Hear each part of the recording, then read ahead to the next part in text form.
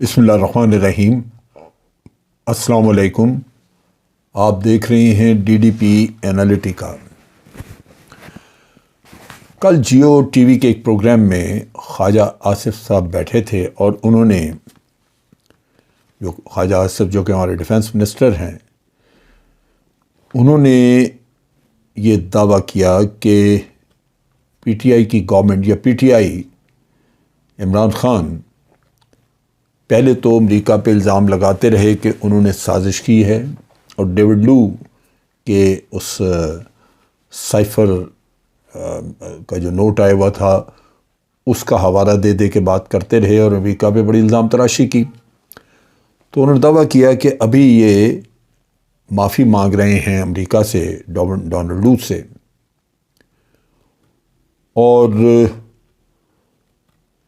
وہ جو کھیل تھا پہلے الزام تراشی کا وہ ختم، اور اب معافی تلافی کی بات ہے۔ انہوں نے کہا کہ اگر ان کی معافی قبول ہو جاتی ہے تو پھر آپ دیکھیں گے کہ یہ امریکہ زندہ باد کے نعرے لگاتے نظر آئیں گے، اور اگر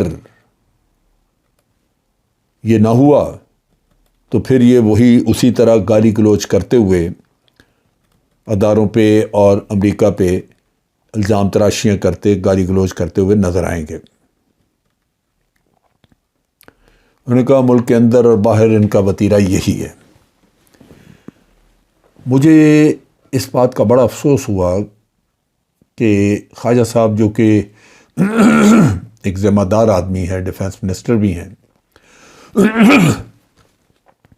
انہوں نے یہ انتہائی غیر ذمہ دارانہ بات کی۔ اگر ان کے پاس شواہد ہیں، کوئی ثبوت ہیں، وہ بالکل سامنے لائیں، لیکن قطع نظر اس کے کہ شواہد ہیں یا نہیں ہیں، اگر آپ حالات کو دیکھیں، بات چیت کو دیکھیں، عمران خان کی تقاریر کو دیکھیں، تو قصہ بالکل مختلف نظر آتا ہے۔ آج سے کچھ دن پہلے انہوں نے بی بی سی کو انٹرویو دیا تھا، اور اس میں انہوں نے کہا تھا کہ ڈیوڈ لو کو ہٹا دینا چاہیے، امریکہ کو چاہیے کہ ڈیوڈ لو کو اس کام سے نکال دیں۔ اگر آپ اس کو نکالنے کا امریکہ سے مطالبہ کر رہے ہیں تو اس میں معافی کا قصہ کہاں سے آیا؟ یہ وہ بڑی عجیب سی بات ہے کہ آپ معافی کی بات کر رہے ہیں، عمران خان اپنی پالیسی سپیچز کر رہے ہیں، مختلف جلسوں میں انٹرویو دے رہے ہیں، اور وہ تنقید کر رہے اسی طرح۔ پھر اگر ادھر معافی کا قصہ ہو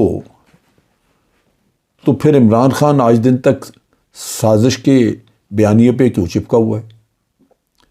صرف یہی نہیں، وہ بار بار مطالبہ کر چکا ہے کہ سپریم کورٹ اس کے لیے کمیشن بٹھائے تاکہ اس بات کی تحقیق ہو سکے۔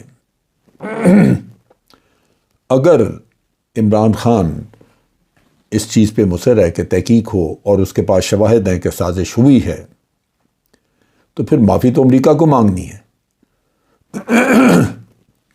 ابھی آج ہی امریکہ نے پھر ان کے اسپوکس پرسن نے بات چیت کی، اور کوئی انہوں نے اس طرح کا اندیا نہیں دیا جس سے یہ کہا جا سکے کہ ان کا کہنا یہ تھا کہ پاکستان نے معافی مانگ لی ہے یا عمران خان نے معافی مانگ لی ہے۔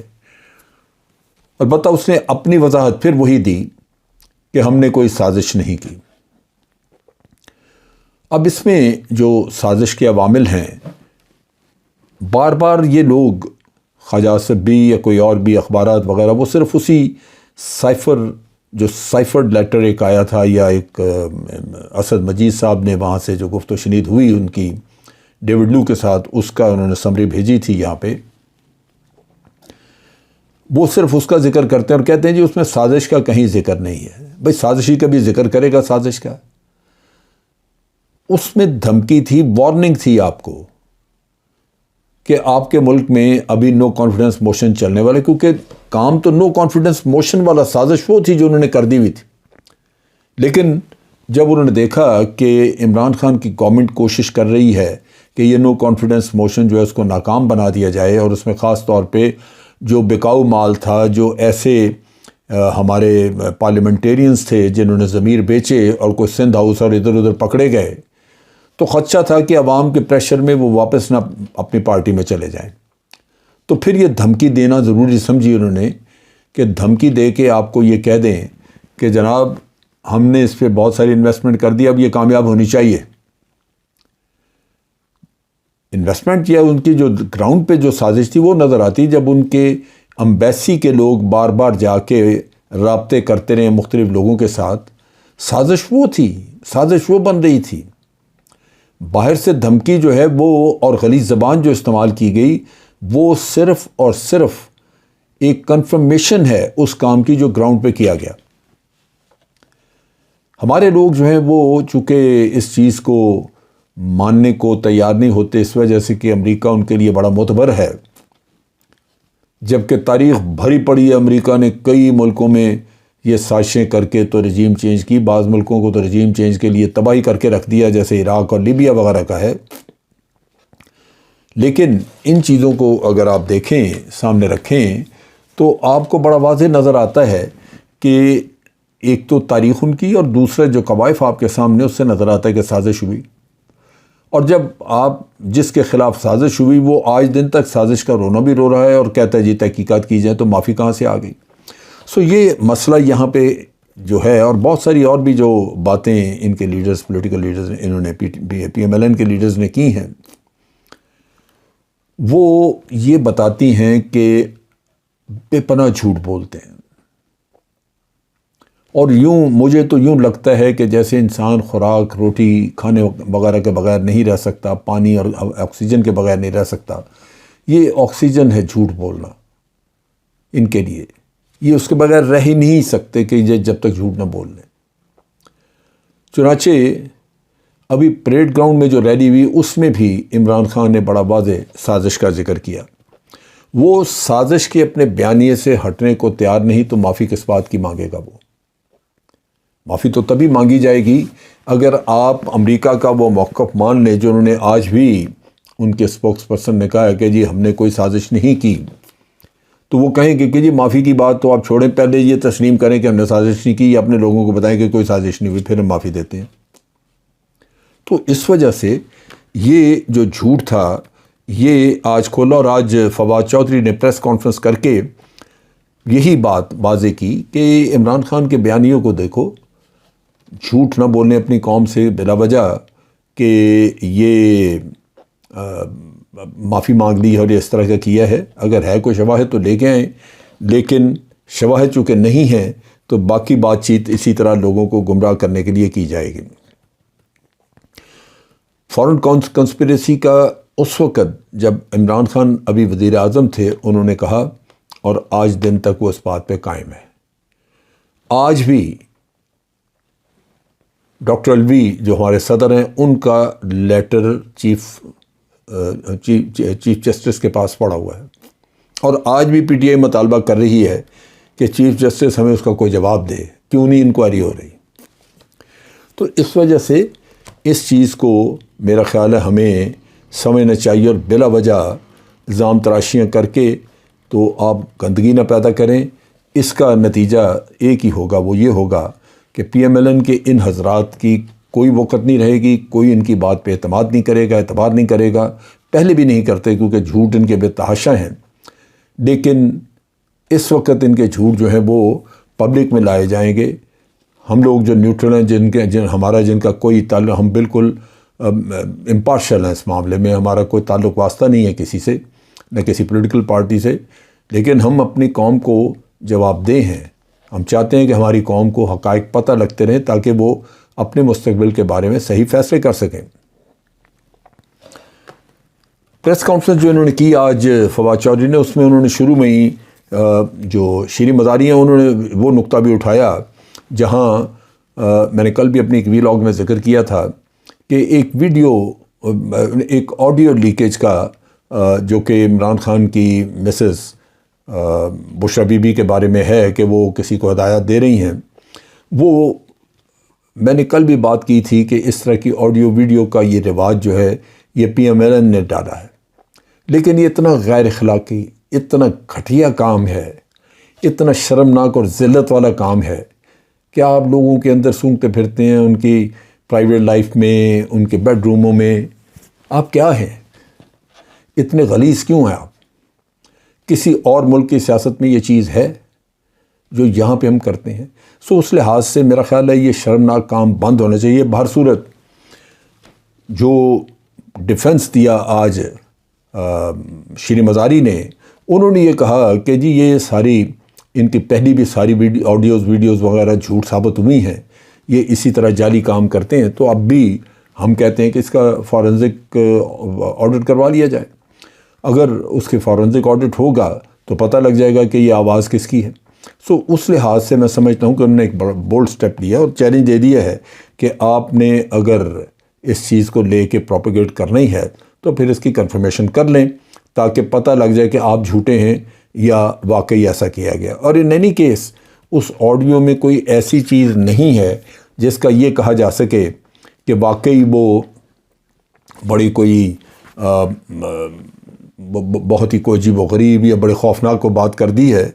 آپ کے میڈیا سیل میں مختلف میڈیا سیلز ہیں ان میں لوگ دیتے رہتے ہیں ہدایات وغیرہ، لیکن میری ہمیشہ سے میرا سٹانس یہ رہا ہے کہ خاتون خانہ جو ہیں ان کو ریاست کے معاملات میں ہدایات دینے کی یا ان میں دخل اندازی کی کوشش نہیں کرنی چاہیے۔ اس میں جس طرح مریم ہے، بیٹی تھیں، اس نے بھی بڑا سارے اس طرح کے کام کیے، یا کل بشرا بی بی ہوں یا کوئی بھی اور ہو، اس کو یہ قطعاً اجازت نہیں ہونی چاہیے کہ وہ ریاستی معاملات میں ریاست کے اہلکاروں کو بلا کے یا ٹیلی فون کر کے ان کو اپنی طرف سے پالیسیز ڈکٹیٹ کریں۔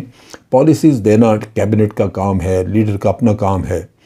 تو وہ چیزیں جو ویل کنسیڈرڈ ہوتی ہیں، جو آپ کی اپنی کیبنٹ فیصلہ کر کے دیتی ہے، اس کا قصہ کچھ اور ہے۔